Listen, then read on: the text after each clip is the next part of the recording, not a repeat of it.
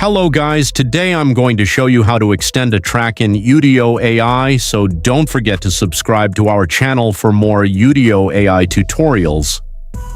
So open Udio AI and look at your account. Head over to the library on the left section and select the song that you want to extend. For example, I want to extend this song, Raise Your Glass. Click on the three dots and here find Edit button. Sorry, you're going to head over to Create and click on Extend, and here you can add a prompt or modify your prompt and add a section.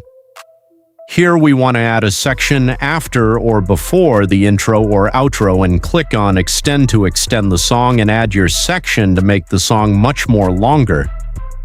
This is pretty much it, guys. If you found this video helpful, don't forget to like, subscribe, leave a comment.